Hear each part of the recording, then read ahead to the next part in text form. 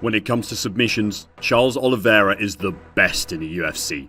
No man on earth can do it better. Charles Oliveira is definitely on another frequency when it comes to finishing his opponents inside the octagon. Once he gets his hands around your neck, it's only a matter of seconds before he takes you out. And I know I'm making him sound like an MMA god, but he really is that good. If you're still in doubt, then stick with us till the end, where we'll be analysing his recent bout with Dustin Poirier.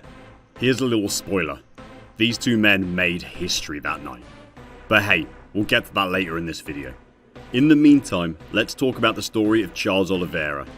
This guy has been putting in work right from his teenage years, and it's really cool to see him live that luxurious life right now. There's a lot to talk about here, so let's just head into the video.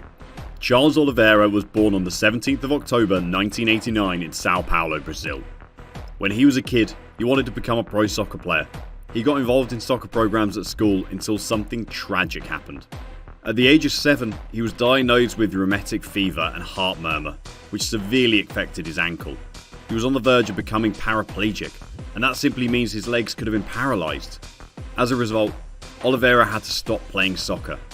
But during that period, he had a neighbour who told him about Brazilian Jiu-Jitsu and advised him to engage in that instead. What a good neighbour, right? Well, thankfully he thought about it and decided it was worth a try. His family came through for him by selling snacks on the roadside, all to fund his training in Jiu-Jitsu. At the age of 12, he began training in Jiu-Jitsu and got his white belt in 2003. By 2007, he started his pro career in MMA back in his home country, Brazil. Oliveira was unstoppable. He went undefeated during that time by keeping a 12-0 record. In January 2010, he was named the 3rd best Brazilian prospect to watch by popular MMA website Sherdog. And later that year, the UFC extended Oliveira his first contract. Coming into the UFC, Oliveira was underrated. He faced Darren Elkins for his promotional debut. He beat Elkins in the first 41 seconds of the first round via an armbar submission. On that fateful day, Charles Oliveira made it known to everyone how good he was at submissions. Of course, everyone felt his first fight didn't really mean anything until he had his second fight against Efrain Escudero at UFC Fight Night 22. Once again, he won the fight by submitting Escudero in a standing rear naked choke.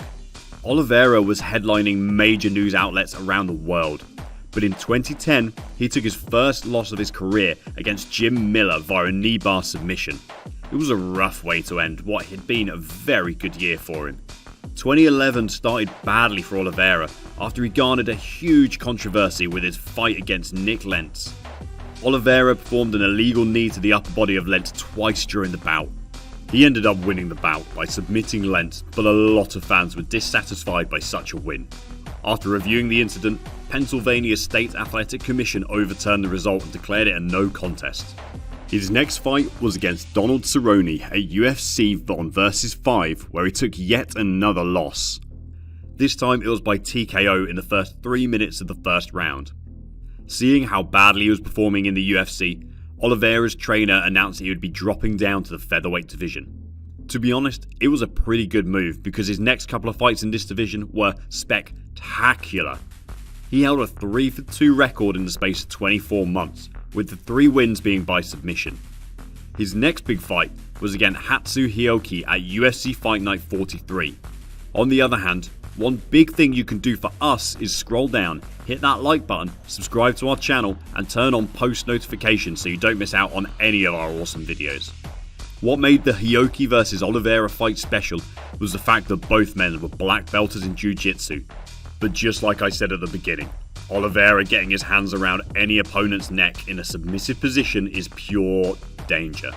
Hatsu Hioki's worst nightmare came through with Oliveira wrapping him up in the second round, forcing him to tap out. This made Oliveira the first man to finish Hioki in the history of Hioki's MMA career. But that's not the only record Oliveira has broken in the UFC. He's earned 18 out of his 20 victories via submission. That record has earned him 11 Performance of the Night bonuses. He's also the second fighter in UFC to win a fight via a calf slicer submission, in his second fighter to win submissions with 6 different submission techniques. But what's all that achievement without a bona fide UFC championship strapped around your waist? Well, that's why at UFC 262 back in May 2021, Oliveira went head-to-head with former 3-time Bellator lightweight champion Michael Chandler for the vacant UFC lightweight championship, following former champion Khabib Nurmagomedov's retirement.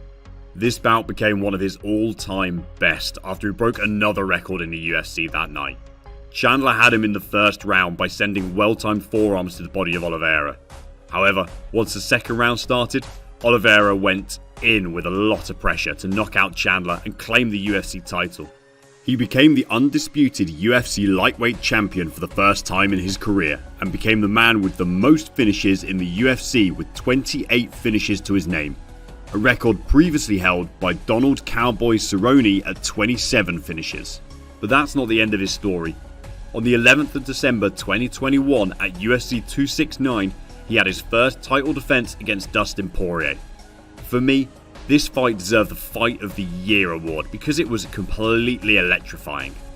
Dustin is another bad boy in the UFC, and every sports outlet couldn't pick a winner before this fight.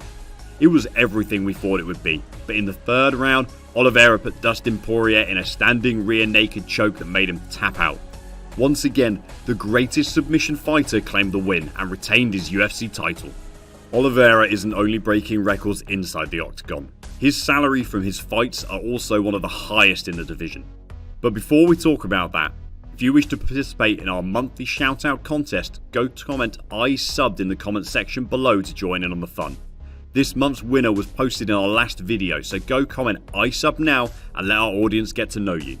Unlike many fighters who earned just a couple of grand in their first UFC fight, Oliveira earned a commendable $52,000 and $57,000 in his first and second bouts respectively.